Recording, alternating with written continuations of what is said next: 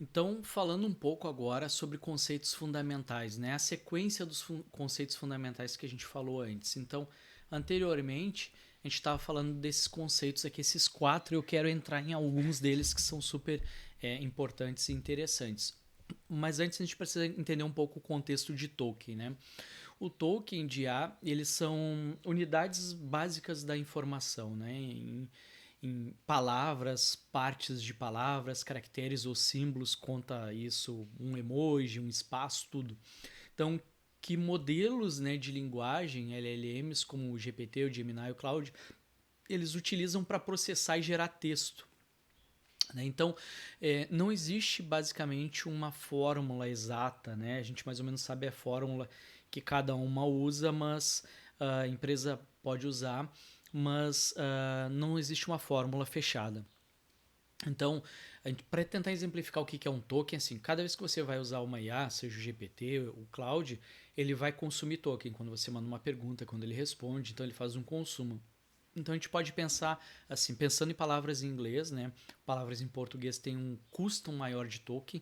Então quando a gente pensa em duas palavras de exemplo aqui, darkness e brightness, né? Então o, quando ele lê primeiramente no mesmo contexto, no mesmo prompt dark, ele vai darkness ele vai separar dark vai constar com 217 tokens e ness vai ser 655 tokens.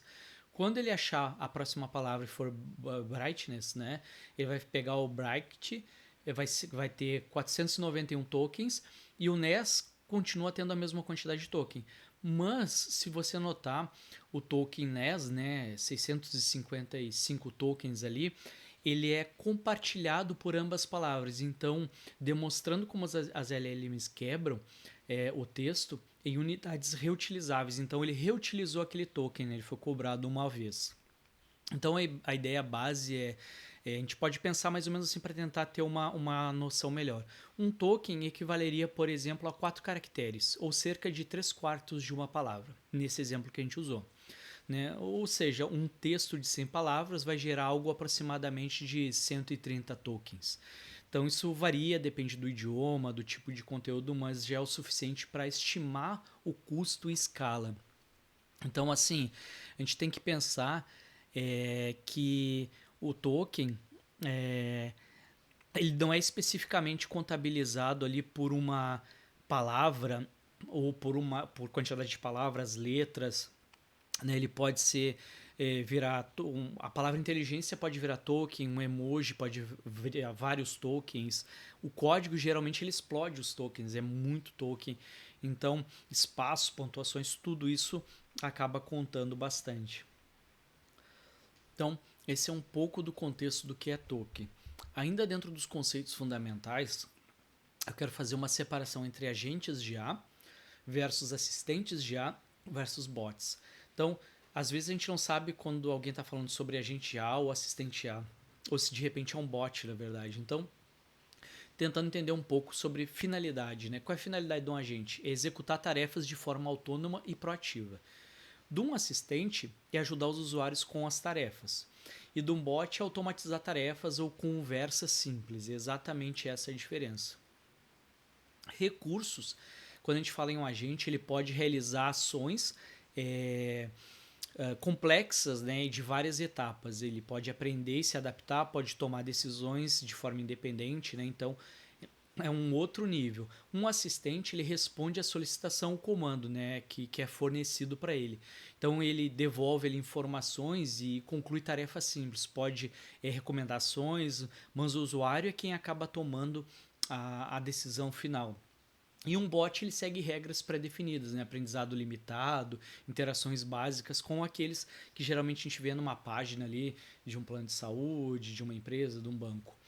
E quando a gente fala em interações, um agente ele é proativo, né? Ele é orientado a metas que a gente define. Um assistente A, ele é reativo, ele responde à solicitação do usuário. E um bot, ele é reativo, mas num sentido inferior ainda ao assistente. Ele responde a gatilhos ou comandos que foram definidos. Então, existem essas três diferenças e é importante quando a gente for falar, a gente saber de qual a gente está falando. Então, aqui, um outro conceito fundamental e um pouco maior que eu quero falar é a diferença entre MCP e REG.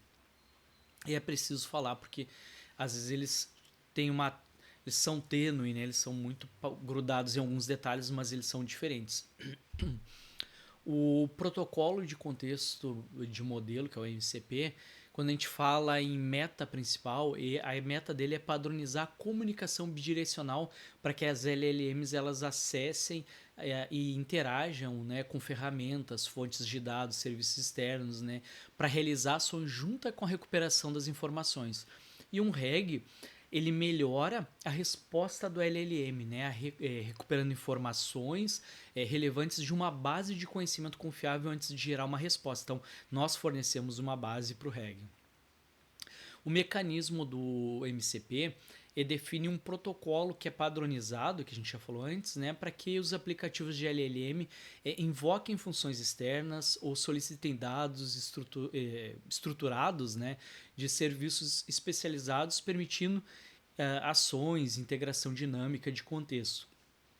Enquanto o REG ele incorpora um componente de recuperação de informação que usa uma consulta de um usuário para extrair, né, daquela base de conhecimento que a gente forneceu a ele ou da fonte de dado. Então essas informações recuperadas elas aumentam o comando da LLM, né? Então ele aumenta um pouco mais. O tipo de saída ele permite que os LLMs eles gerem chamadas estruturadas para ferramentas receberem resultados e gerarem texto legível por humanos, né, com base nesses resultados e ações. Ele também pode envolver dados e funções em tempo real. Enquanto o RAG, os LLMs geram respostas com base nos dados do treinamento.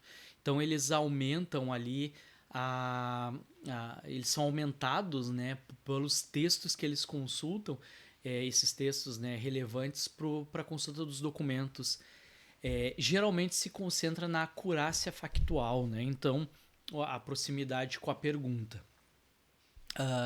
Como interage, né? O MCP ele é projetado para interação ativa e execução de tarefas em sistemas externos, fornecendo uma gramática para as LLMs usarem os recursos externos. Enquanto o REG, principalmente para recuperar a recuperação passiva, né, da informação para embasar a geração do texto, né, de devolutivo e não para executações em sistemas internos. A padronização do MCP é um padrão aberto, né, para formar para a forma, né, como os aplicativos já fornecem contexto para as LLMs. Então, padronizando a integração, reduzindo ali a necessidade de APIs personalizadas. Enquanto o REG é uma técnica, uma estrutura para melhorar a LLM, né, mas não um protocolo universal. Então, para interações de ferramenta entre diferentes fornecedores ou sistemas. Então, no RAG a gente utiliza para melhoria da LLM, né, para expandir o pensamento dela. E quando a gente tem um caso de uso para o MCP, né, os agentes de IA realizam tarefas, por exemplo, fazer uma reserva de um voo, atualização de CRM, executar um código, né, então ele busca de dados em tempos reais, integração avançada, então ele tem outras funcionalidades. Enquanto o RAG, o sistema de resposta a perguntas, né, chatbots de fornecedores de informações factuais atualizadas, resumo de documento, redução de alucinações na geração do contexto. Então existe essa diferença entre ambos, né? Então pensa assim, eu tenho um RH, eu forneci a base do RH como um RAG para um chatbot interno, a pessoa vai lá e perguntar quando é o dia que entra o vale refeição, o vale alimentação, o vale transporte, o vale gasolina, e ele vai pesquisar nessa base de conhecimento e vai melhorar a minha devolutiva, né, da LLM, enquanto o MCP eu posso ir direto num sistema e dizer, olha, no seu cadastro tá para o dia tal. Então, existem essas duas diferenças básicas, né? Então, nós vamos falar agora na próxima sobre um guia prático, né? E vamos partir para uma prática.